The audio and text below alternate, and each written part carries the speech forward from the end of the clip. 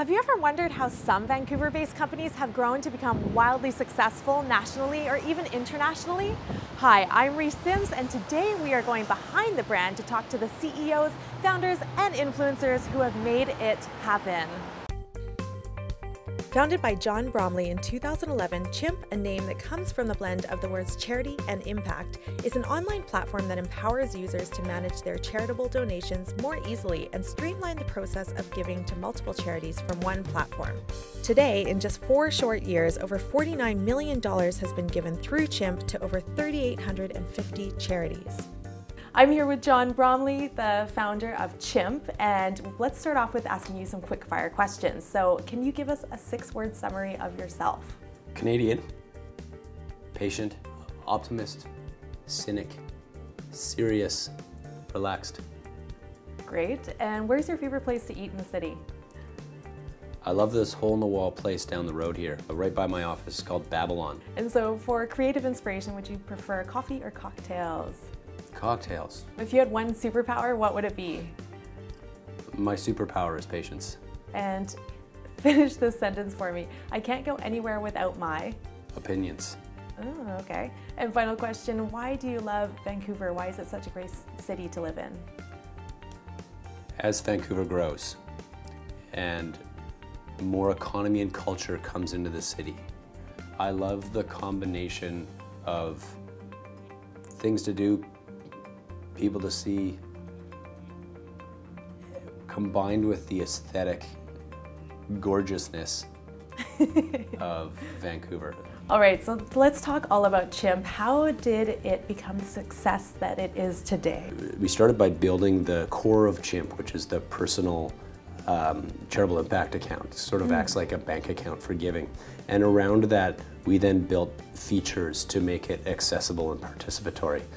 I was raised to make giving a part of my everyday living. It was very much a core attribute in my family. So my whole life, giving was part of my everyday world. But I went to university like a lot of people. I studied finance. I then worked in corporate finance and investment banking for a couple years.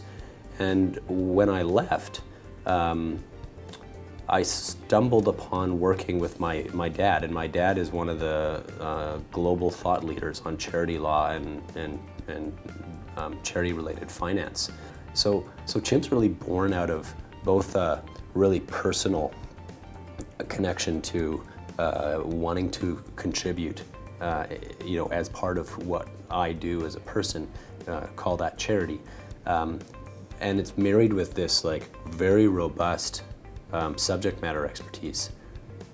When you're working with, charity as a consultant, you deal with people who are really passionate about charity, want to start charities, or people who have money that want to give it away. And so there's all sorts of matters from tax to law to compliance.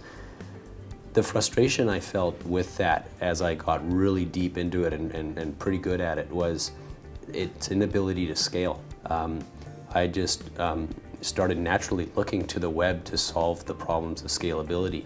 And so Chimp then was born also out of scalability. So sort of personal connection to giving, rooted in family. Well, it seems like Chimp has been doing very well in the last 4 years. And speaking of scalability, how were you able to really grow that awareness across Canada for Chimp? Creating awareness is one of the problems that charities have. But sharing charity is one of the natural things people also want to do. So we created it, so it scaled actually largely through what I would refer to as charity champions, people who, found our product or we found them, started getting their head around how it could help them manage and amplify the type of charitable impact that they were trying to have in the world. And as they either managed their own charity and sent money from their Chimp account to charities, well, now those charities are learning about Chimp. So lead generation is kind of naturally built in. And so I always come back to people as being the reason why Chimp has been able to grow. Oh, that's great. And so speaking of people, how can staff really foster a culture of giving in their workplace? Well, I believe we're in a transition environment right now. What is it, 2014, almost 2015? We're in the middle of a paradigm where almost all charity is driven by fundraising. So in Canada, unfortunately, if we're not asked, we don't give. So, you know, there's this weird combination of Canadians being generous and being of a giving nature, but it not necessarily being on, you know, the tip of their tongue, so to speak. So, you know, so in companies, what I worry about is just overt fundraising. So when you talk about, you know, even the wording behind your question is important. You know, how do you build it into culture? That's what we look for. So where we start is sort of, you know, what does the company do? Where is it located? And what type of people do you hire? You know, building a culture of giving doesn't necessarily start with money, because then you get too close to fundraising. So how can you start to develop a context where employees feel like they can make a difference based on their natural abilities? So my experience is that when the gateway into, quote, charity is natural and tied to your human spirit, it's more sustainable. Okay. And so for people that haven't donated before, where would they start? I would answer the question similarly, in a similar way. So, you know, who are you? What are you interested in? And for example, when you read the news, what kind of pulls on your heartstrings when you see that?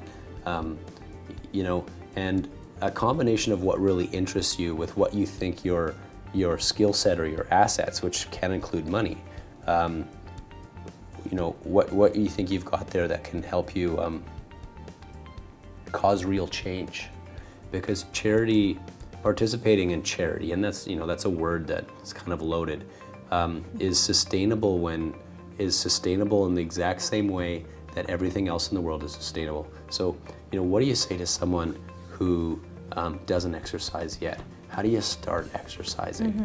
Well, the same kind of answers go, you know, for charity. So, you know, find a sport that like you kind of interests you enough to get off the couch and do it, and then start doing it.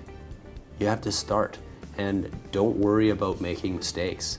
You know, making mistakes is actually part and parcel of what makes you better at sport or better at charity. Okay, and focusing this back to Chimp, what makes Chimp a unique charitable giving site? So how does it differentiate from just donating directly onto a charity's website or whatnot? The core of what differentiates Chimp is that we give you your own bank account for charity, which is very much akin to your own private foundation, except it's free.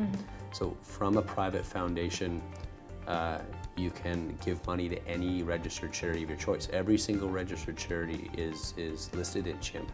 So, you know, the average donor who gives already gives to more than one charity. So at that level, having a centralized account, like your for-profit bank account, by the way, which is very helpful if you think about it, you know, you can centralize and always know when, where, how, why, you know, you gave to certain charities.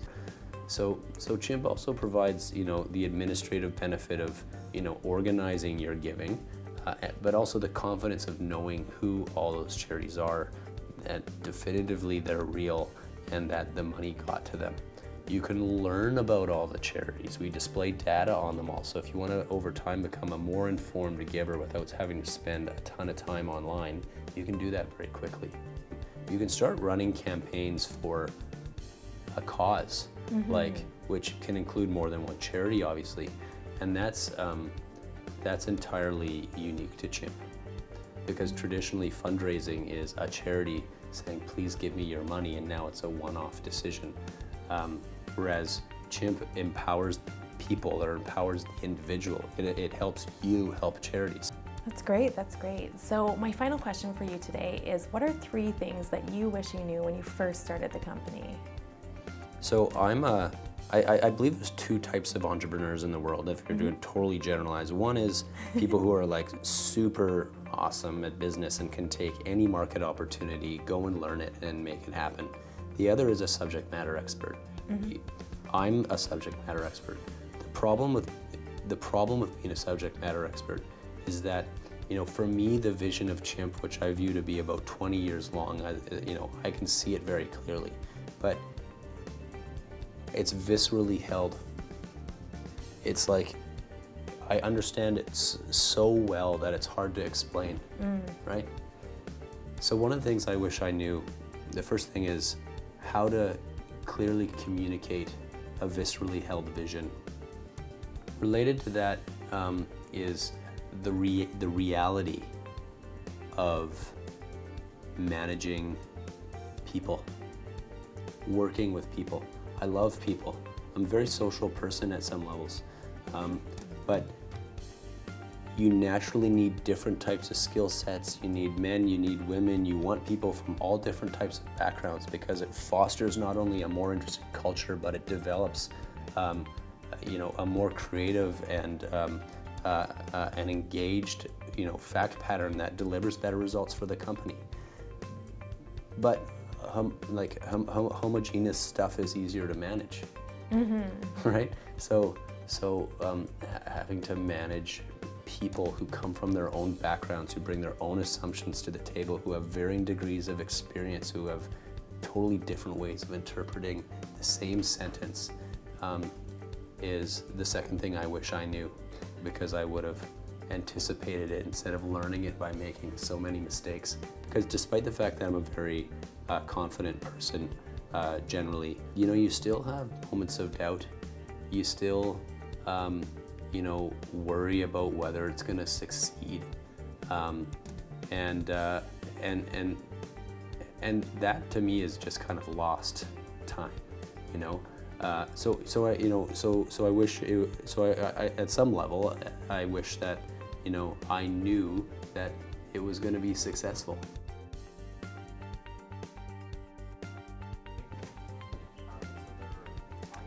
As you can see, it can be easy to foster a culture of giving with the help of Chimp. For more information on how to set up your account today, visit www.chimp.net. Thanks for watching. I'm Reese Sims with Novus Television, and stay love noteworthy.